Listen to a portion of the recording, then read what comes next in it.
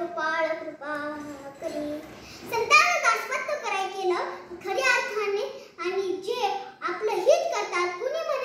कुणी म्हणेल असं तर होतं तर हित तिष्ठ करावे, हित नाही ठावे देव जन की जन का. खरं हित तर आपल्या आई वडिलांनाही माहित नसतं. खरं हित तर आपल्या आई वडिलांनाही माहित नसतं. आई वडिलांना वाटतं की बंगला बांधणे, पैसे कमवणे, फॅक्टरी कमवणे हेच आहे. पण खरं हित म्हणलं तर देवाचे नाम स्मरण किंवा भजन आहे. हित ते करावे देवाचे भजन किंवा कीर्तन. आणि खरं हित सांगणारे फक्त संतच असतात. खरं हित सांगणारे फक्त संतच भगवंत सुंदर प्रसंग आहे. ज्यावेळेस अजामिळ दृष्ट ते वागू लागला त्यावेळेस अजामिळ त्यांच्या अधोगती निश्चित झाली.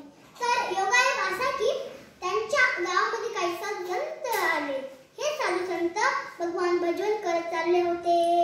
नारायण नारायण श्रीमन नारायण नारायण नारायण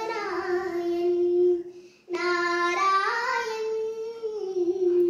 नारायण श्रीमन नारायण नारायण नारायण. त्यांच्या मुक्काम त्या गावामध्ये पडला. रात्रीची वेळ होती. त्या बाजूला बसल्या ठामपुराणी महाराज साधू संतांची चेष्टा करायची ठरवली. आणि साधू संतांच्या ठामपुरांना विचारलं की इथे कोणी साधू मंडळी असतात का महाराज? साधू मंडळी असतात का?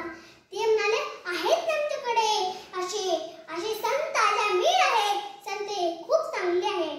त्याचा पत्ता घेतला आणि त्या गावात तिथे गेले आणि म्हणतात भिक्षामध्ये ही माते, भिक्षामध्ये ही माते, भिक्षामध्ये ही माते म्हणल्याच्या नंतर ते म्हणाले भिक्षामध्ये ही माते म्हणल्यावर ते म्हणाले महाराज तुम्ही चुकीच्या घरी आलात. हे असंत अजामिळचं घर नाही तर अजामिळ डाकूच घर आहे माझं. पण त्या साधू मंडळीच्या डोळ्यात पाणी दिसलं महाराज आणि म्हणाले की तुम्ही म्हणतात ना आम्ही तुम्हाला शीत प्रसाद ग्रहण देतो मग तुम्ही शिजवून खा. मग शिजतात आणि देवाला नैवेद्य ठेवतात मग आपण स्वतः ग्रहण करतात. रात्रभर भजन करत चाललो होतो महाराज. रात्रभर मग आता पैसे वगैरे पागत नाही पण आपण अजामिळ चोरी करू. अजामिळ केले 4 वाजता अजामिळ चोरी करून घरी आला आणि त्यांनी पाहिला आपल्या घरापुढे एवढे साधू मंडळी आहे. त्यांच्या पायाची आग मस्तकाला गेली. महाराज ओरडाला इथे राहण्याची परवानगी कोणी दिली? उचला टाळ निघा इथून. साधू म्हणाले आतापर्यंत तुम्हाला जिवंत ठेवलंय हीच तुमची दक्षिणा म्हणून ठेवा. तुम्ही होणार मुलगा आम्हाला नाशवान धन काही नको. फक्त तुमच्याकडून एक वचन पाहिजे. तुम्ही पत्नी गरोदर आहे ना त्या पत्नीचं होणाऱ्या बाळाचं तू नारायण ठेव. अहो तुम्हाला काही अडचण आहे का? ठेवा ना नारायण नाव.